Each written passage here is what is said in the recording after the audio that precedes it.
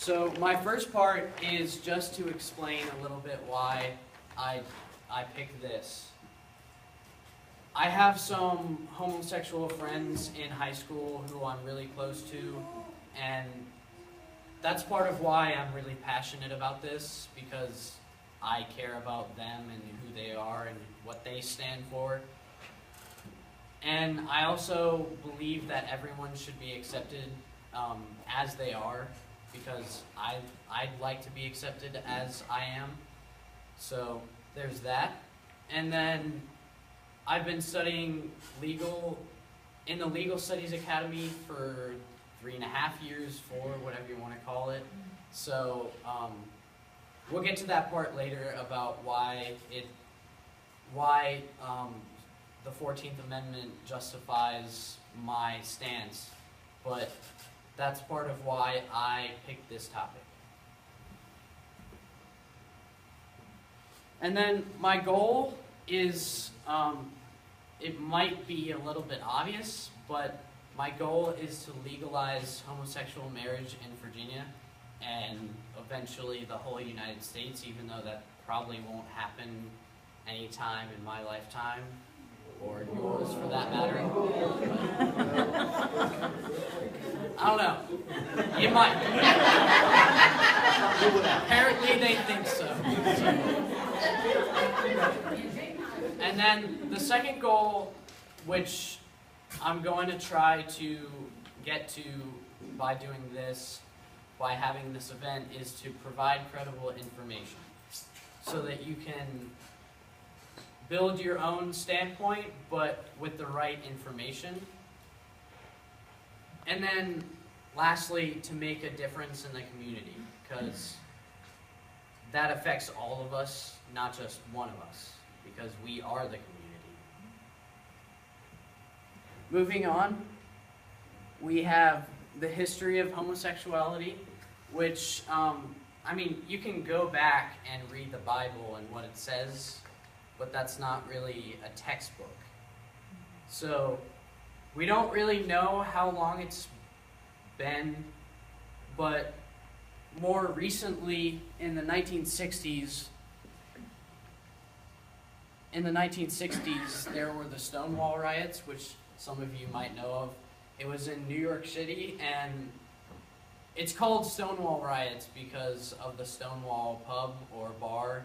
That's where the homosexuals in New York City would go for a safe haven, if you will. And they finally got fed up with how they were being treated by society, by the police. So they retaliated at the police. They chased them around New York City. So there's that. And then we have the school systems, more frequently public school, because private school can do more things freely without judgment because they're private and they get their money from directly the parents. But in public schools, there's a lot of problems that teachers have with teaching about homosexuality, and there's actually a couple states that don't let teachers talk about it at all whatsoever. Like, it's not even a topic that they can bring up at all. And I think one of those states is Texas, and then the other one is Utah. But the Stonewall riots, going back to the Stonewall riots, that was in 1969, June 16th. So that's when that happened. So you can see how it can be connected to the civil rights movement in the 60s as well. So after African Americans were fighting for their rights, perhaps you could connect that to the homosexuals fighting for their rights as well. And then I'm going to move on to why it's unethical to deny these rights of marriage to same-sex couples. We go all the way back to the civil rights, and we look at what Martin Luther King said, and it basically says that if you take rights away from one group because they're different from the rest, that you're endangering everyone.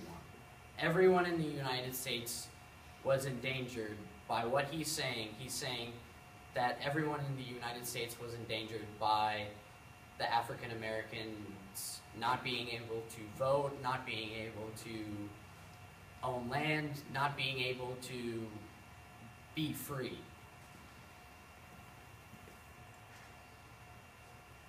And then there's another part of why it's unethical, because of something called gay conversion therapy. And it more often happens when the child comes out to their parents and their parents are not supportive of that, so they send them to a therapist to try to convert them back to being straight, which is supposed to be the normal way to be. And that has shown to cause severe depression, and when severe depression happens, sometimes that can lead to suicidal thoughts or suicidal attempts or successes, and we don't want that at all. And then we have Defense of Marriage Act, which was struck down last year actually, and it's basically just the defense of the traditional marriage, which is that it has to be between a man and a woman, and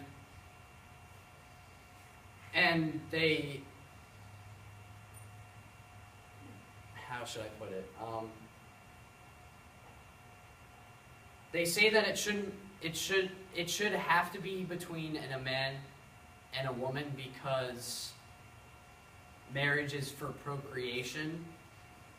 So my response to that will come later, but moving on from that, I have the 14th Amendment that justifies my stance. The 14th Amendment, if you're not familiar with it, it talks about equal protection. And with that comes life insurance, health insurance. So if same-sex couples can't get those benefits, then therefore they're not being equally protected. They're not being protected under the United States like they are promised to by the Constitution and the Bill of Rights. So what is marriage? I probably have a very different definition of marriage than someone, say, in Europe. So that's why this topic is even debatable, because not everyone has the same idea. Not everyone will ever have the same idea on anything. So that's why that's why I'm here today, because no one can agree on their definition of marriage.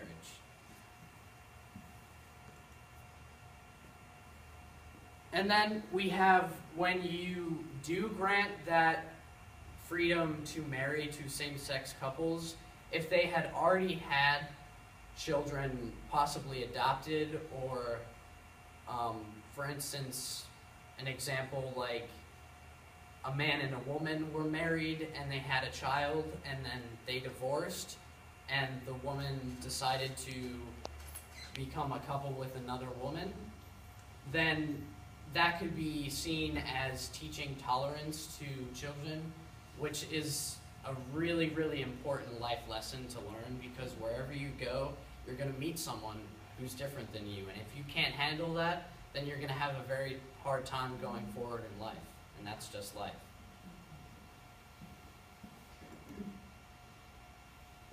Then we have life insurance. If my father dies, then my mother gets money from that life insurance policy to support me and my sister. That's life insurance. So if same-sex couples aren't granted that freedom, then it's going to be very hard for that one spouse to support however many children they have. So that's a very that's one of the things that the United States court system is going to have to answer for us as constituents. And then going back to people who are along the lines of Defense of Marriage Act who believe in traditional marriage, they sometimes would like to say that marriage is for procreation, and so if marriage can be between a man and a man or a woman and a woman, then there's no procreation, so it's not marriage. But my question to those people are, after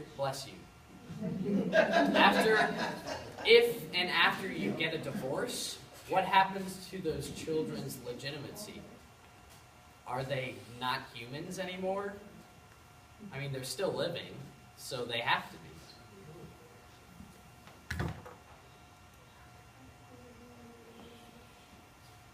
And then here's a graph that shows the progress that United States has come across from 96 to 2012. And these are just percentages, but you can see the change.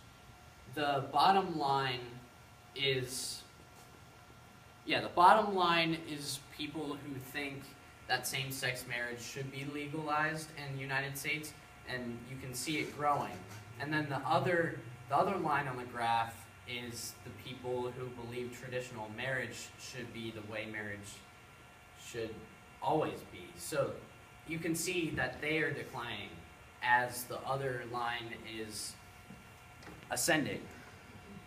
And then this is very similar graph, but it extends to 2013, and it's basically the same thing. The people that support the idea are growing, and then the people that don't support it are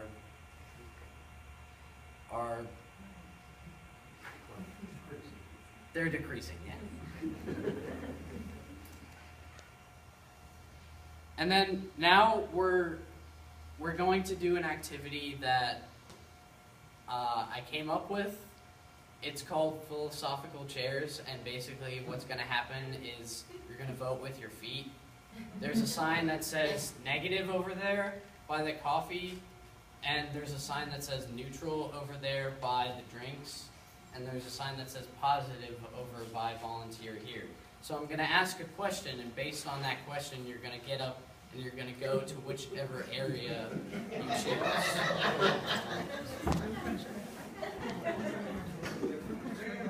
And then after you do choose, I would like whoever's comfortable to explain why you chose that side. So if you'll all stand up.